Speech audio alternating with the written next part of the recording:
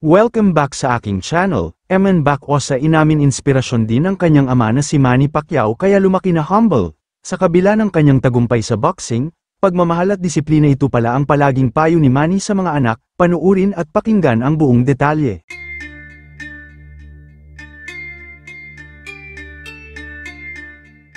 Hanggang ngayon nga ay patuloy pa rin pinupuri ng mga netizens si Eman Bacosa Pacquiao dahil sa naging panalo nito kamakailan sa Thrilla in Manila, na ginanap sa Araneta Coliseum kung saan ay pinanood siya ng kanyang ama na si Manny Pacquiao at stepmother na si Jinky, na todo ang suporta sa kanya.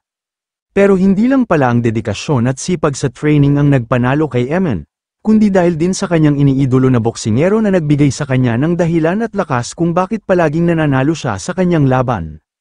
Dahil isa pala sa mga inspirasyon niya ay ang kanyang ama na si Manny, kaya pala ganito na lang kabait si Eman at kadisiplinado sa lahat ng pagkakataon dahil palagi pala siyang pinapayuhan ng kanyang ama.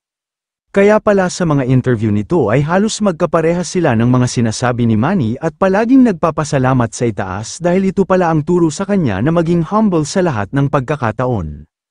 Kaya naman ito rin ang nagbukas kay Eman sa publiko upang makilala at hangaan ng netizens dahil sa pagiging mabuti nito bilang anak, hindi lang kay Manny kundi sa kanyang ina.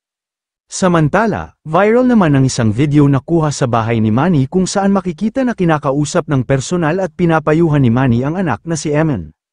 Makikita rin na todo ang pakikinig ni Eman habang nagbibigay ng mga payo sa kanya ang kanyang ama.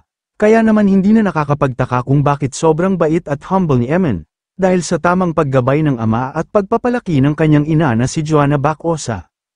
Ayon pa sa isa sa mga sinabi ni Manny kay Eman, pagmamahal at disiplina, yan ang tunay na panalo at magpapanalo sa iyo pagdating pa ng mga susunod na panahon.